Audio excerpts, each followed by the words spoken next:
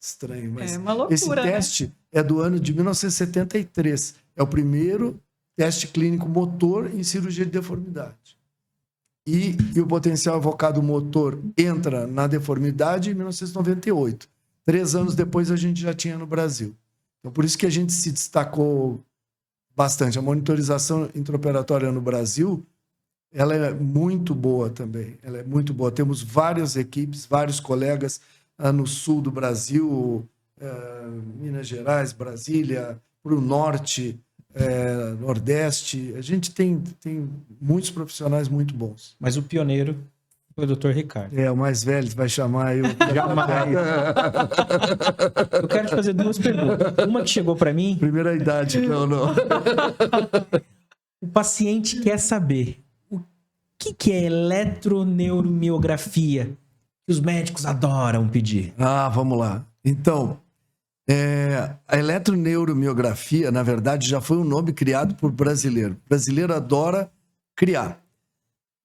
Tudo isso se origina porque no exame que a gente faz no consultório, a gente analisa nervos e músculos. Nervo a gente analisa estimulando ele, captando uma resposta, o sensitivo e o motor, e vendo velocidades. Então, eu dou um estímulo aqui no punho, captando uma resposta na mão, por exemplo. Então, eu vou ter um tempo que sai o estímulo daqui para chegar até aqui. Aí eu venho no cotovelo e dou um estímulo, e vai demorar um tempo maior. Depois eu subtraio esse tempo desse, pego a distância sobre tempo, calculo a velocidade. Então eu tenho as velocidades dos nervos estudados. Isso seria a neurocondução. E a outra parte do exame, que depois que acaba isso a gente faz, é espetar o músculo do paciente em repouso, para ver se tem umas descargas espontâneas, chamar de fibrilações ou ondas positivas, que elas me mostram que aquele músculo ali tem um processo de inervação ativa. Aí eu vou linkar se outros músculos da mesma raiz têm, eu já me chamo a atenção para aquela raiz. Se isso não é de raiz específica, isso é de outra conformidade, eu vou pensando em outras patologias. Depois eu peço, ainda com aquela agulha naquele músculo, eu peço para o paciente executar o movimento.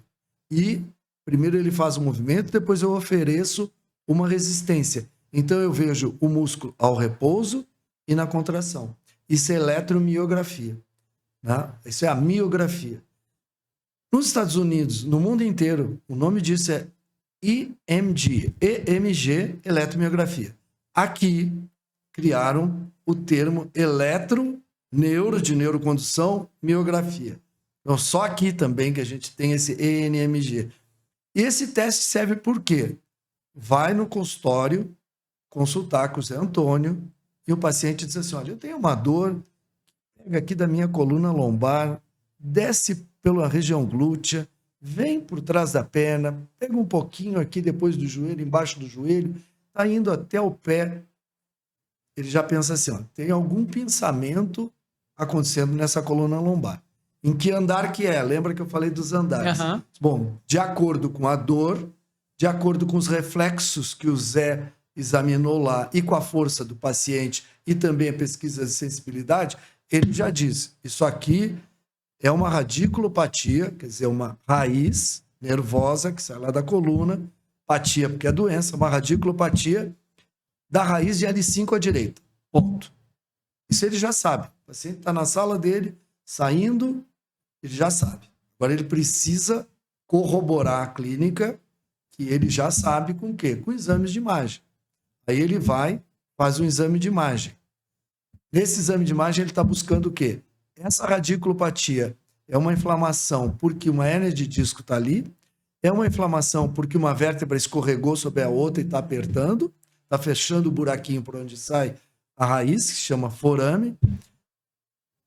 Sim ou não? Ele está vendo a causa. Ele quer ver a consequência. Faz a eletromiografia.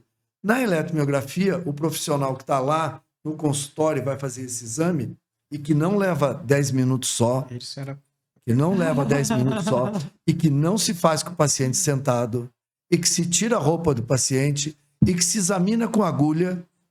Eu estou denunciando aqui porque eu acho que é bom É para todos. importante, sim. Entendeu? Então, isso é um exame sério e precisa ser feito de uma maneira correta. Então, assim, faz esse exame e chega a essa conclusão.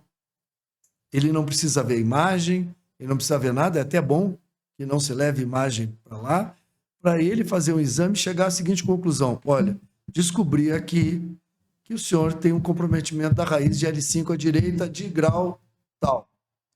Aí o Zé, quando o paciente volta, tem a clínica dele, corroborada por uma eletromiografia que diz que a função está alterada e uma imagem que mostra a causa daquilo.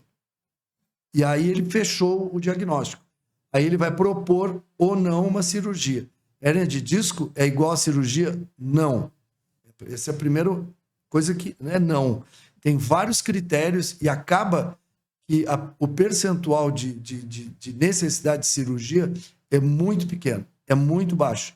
Então, se alguém lhe propõe fazer uma cirurgia no dia do consultório, já é uma coisa de a gente procurar uma segunda opinião.